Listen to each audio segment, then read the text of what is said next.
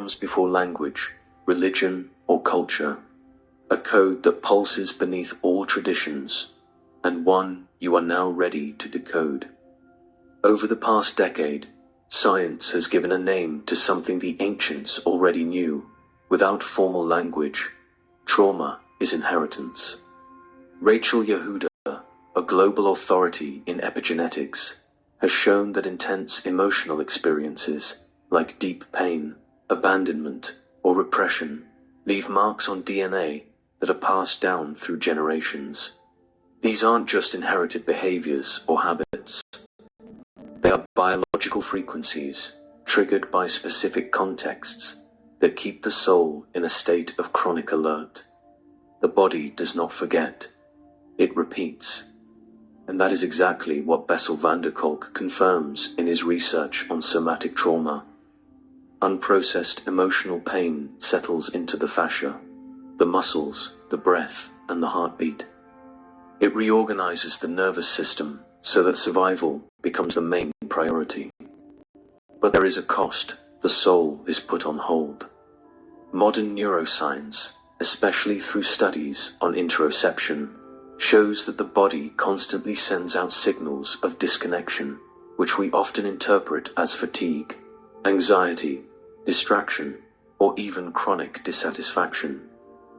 What the ancients once called a fragmented soul is now described as a breakdown of the neurointegrated sense of self.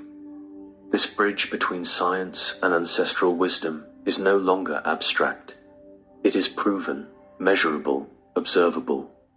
The link between body and soul is open, and with the right movements, you can return to the source. The liberation of the soul does not begin with ideas. It begins with movement, with the invisible touch that breaks through the old field and welcomes the new one in.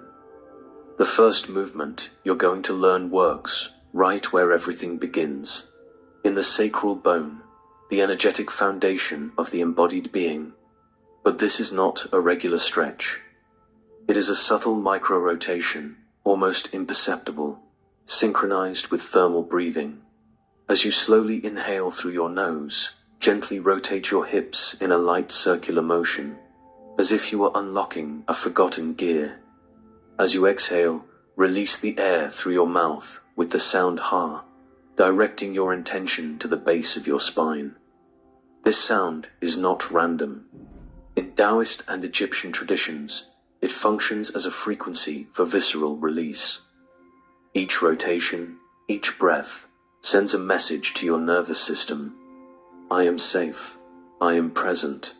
I can come home. The psoas muscle begins to release.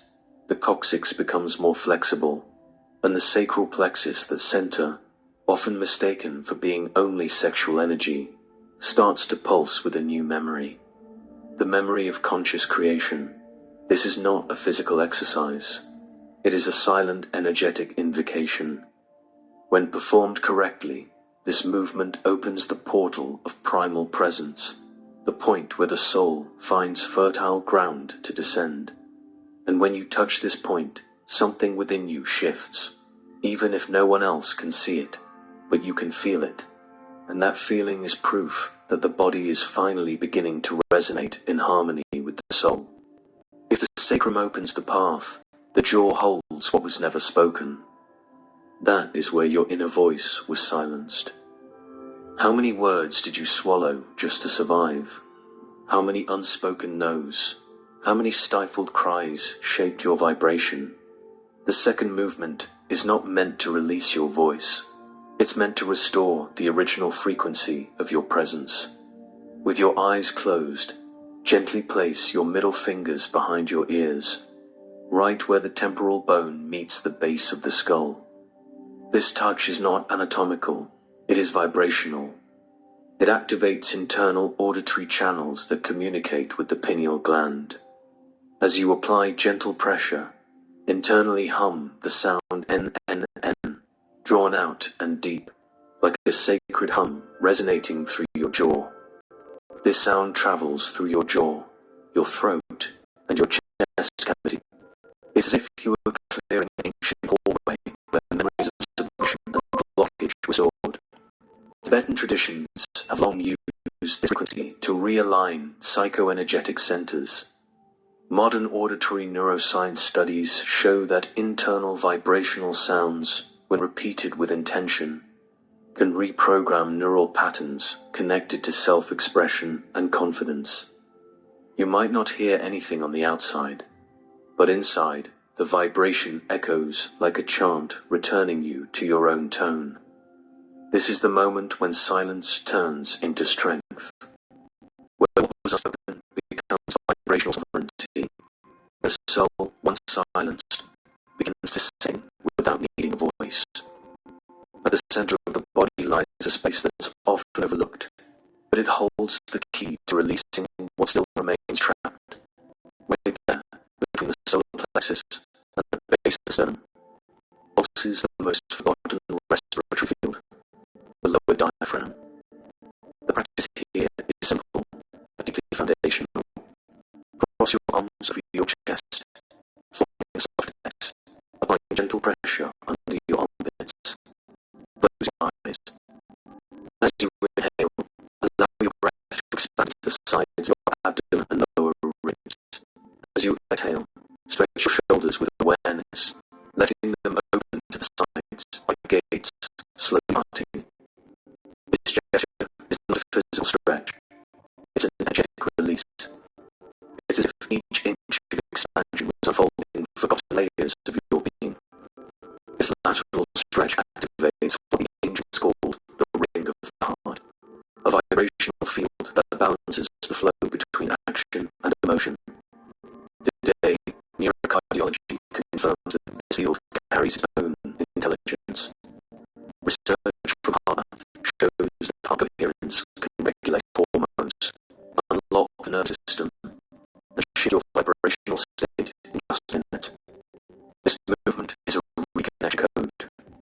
Each time practiced with presence, a part of your field starts to send out signals of wholeness, and the body, which once operated under the command of trauma, begins to respond with the command of integration. Here, you don't force, you allow, you don't correct, you reintegrate, you don't control, you listen. The expansion of the diaphragm reorganizes the entire field, and for the first time in a long time, your center begins to truly breathe. Sacrum, jaw, diaphragm. 3 points, 3 seals, 3 portals. And when these axes are aligned, something radiates silently, a presence that no longer needs to fight to exist. Hannah woke up every morning, exhausted, even after hours of sleep. She lived in the United States and dealt with anxiety that seemed to echo from another life. She tried therapies, practices, but still felt something was stuck in her body. She carried a weight in her sacrum, tension in her jaw, and a constant tightness in her chest. It was as if an inner voice had been silent for generations. She was connected to the outside world, but disconnected from herself. One day, she came across a different idea. Independence is not about traveling, changing your identity, or reinventing yourself. It's a deep return, a reunion with your own vibrational code. Hannah decided to try 3 simple, quiet, and almost imperceptible gestures. With the first, she felt her hips release an old tension, like a door creaking open. With the second, while pressing behind her ear and humming N, she felt an internal echo break the silence. With the third, arms crossed over her chest and breathing slowly, her chest expanded like a flower welcoming the light. After just a few minutes, something changed. The anxiety was still there, but now it was a witness, not the one in control. She felt a different pulse, an inner rhythm that didn't come from a clock, but from her own being. Soon, she realized she was no longer a hostage to inherited emotional patterns. Hannah had experienced exactly what this video proposes. A rite of vibrational liberation, not in multiple sessions, but in just seconds of conscious presence. She stopped searching outside for something that could only be found within. The next day, She woke up with clarity. Her body, which once felt heavy, began to vibrate with lightness and purpose. The physical pain, it lessened. The mental restlessness, it faded. She began to manifest with more flow, more focus, more presence. It wasn't mysticism. It was internal reconfiguration, and Hannah's journey wasn't just an emotional shift. It was the reintegration of her being. When her inner battles went quiet, she discovered a deeper truth pulsing beneath the fear. She understood that independence is not a political right. It is a vibrational reclaiming, and that every spark of this freedom was already inside her. What Hannah experienced, you can experience too. It's not about repetitive effort, it's about conscious alignment. And when the body vibrates in tune with the soul, the world leans in to listen. Many stop right here, afraid of what might come up. You might feel inner resistance when touching what's been buried. What if it reopens wounds? What if the pain is stronger than the hope? This is the essential obstacle, the fear of acting upon the invisible trauma held in the body. The mind tries to protect. The nervous system shuts down. It's common to hear an inner voice say, "Don't go there now." But what is really happening is that the nervous system is starting to recognize a new frequency of safety.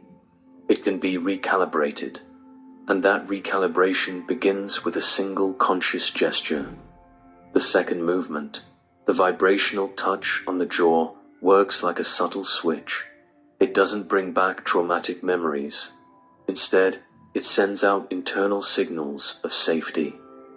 The NNN sound enters silently. There's no force, no drama, only resonance. The brain receives the message. This is familiar. This is safe. And just like that, the body agrees to let go.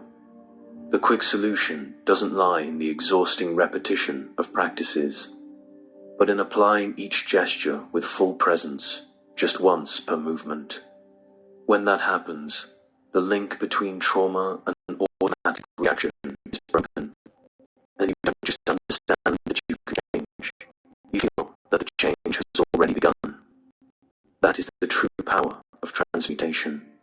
It doesn't require Herculean effort. It requires the courage to listen. It's the vibrational leap that resonates through the body and reshapes your presence.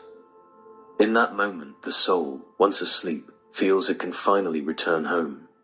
And you, the viewer, now know that this path is not a dream. It is a conscious act. You already have everything you need to move forward with clarity and confidence. The rigidity that once held you back now gives way to flow. The internal boundaries, once invisible, begin to dissolve. What was once tension becomes a channel.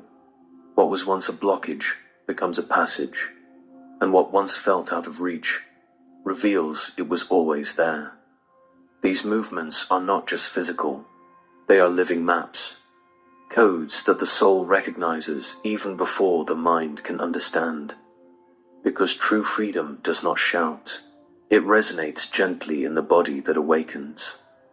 And when you apply these gestures, you are not just activating muscles. You are activating forgotten memories, dormant powers, and neglected truths. Never forget, traumas are not just pain. They are also vibrational distortions that alter your center of perception.